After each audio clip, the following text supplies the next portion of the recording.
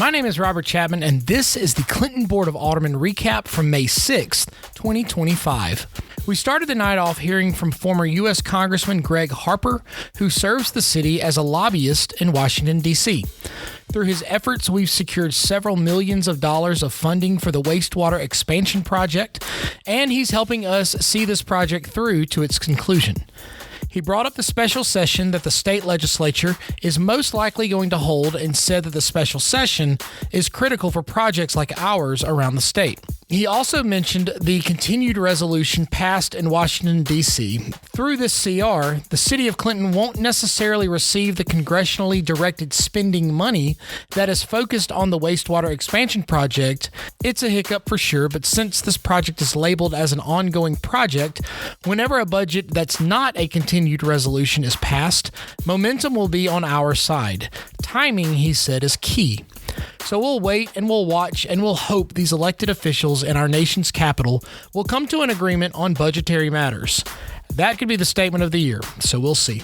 We heard from our Director of Communications, Marley Price Cook, who displayed some of the new communication methods and campaigns that she's kicked off. Everything from helping with the design and the promotional aspects of Red Brick Roads to making sponsorship packages more easily understood for this year's Red, White, and Blue Fest held on July 4th at Traceway Park. She's produced something called the TEA, which stands for Totally Easy Agenda, which helps citizens keep up with the city's business carried out in our board meetings.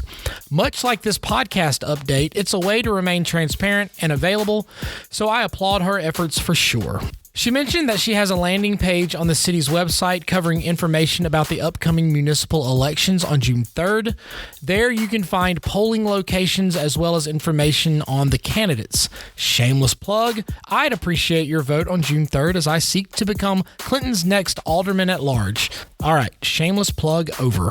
She showed us that the use of social media and digital communications is on the rise, and citizens are interacting with those postings on the various digital platforms.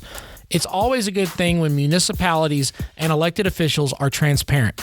As a communications professional myself, I know how important this is, and I'm thankful that our city recognizes it as well. We next approved the appointment of Paige Smith to the Planning and Zoning Committee, and then we moved on to the voting portion of the meeting. We approved 5 locations that will house numerous EV chargers around the city.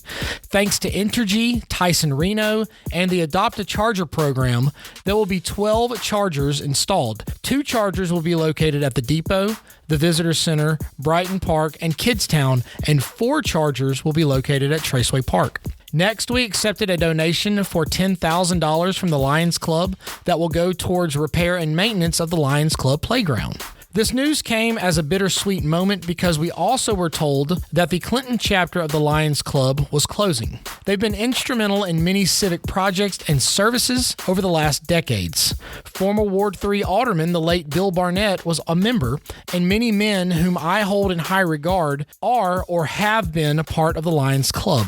I hate to see it go, but I want to say thank you to this group for the years, the decades of service, and for setting an elite example of selflessness that we all can follow.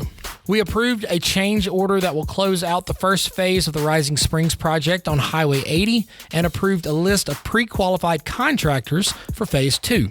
We approved a right-of-way payment for 5 requests impacting the earlier mentioned wastewater expansion project and made a decision for a final payment involving the Quell Hollow Drive culvert replacement project. Moving along, we approved the advertising of bids for 2 projects, the bank stabilization project on Broadway and a street paving project. We voted affirmatively on a certification of appropriateness for an issue involving city property and the new Greek restaurant, Kralakis.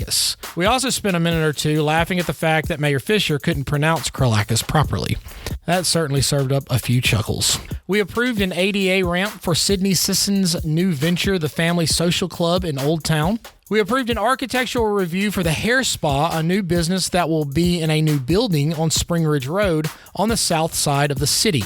I mentioned that we should be encouraged that people want to invest in our city, so we voted unanimously to approve this.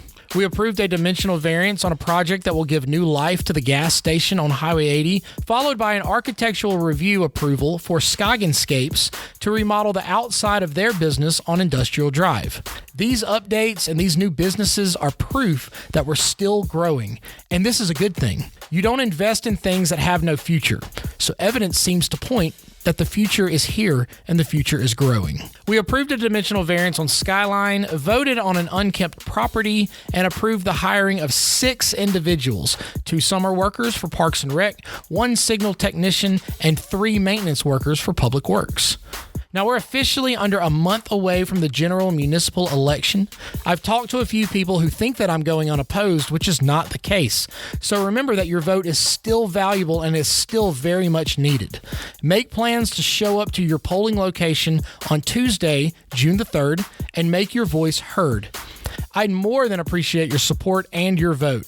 Go ahead and put it on your calendar so that you don't forget. Remember, decisions are made by those who show up. Be a decision maker.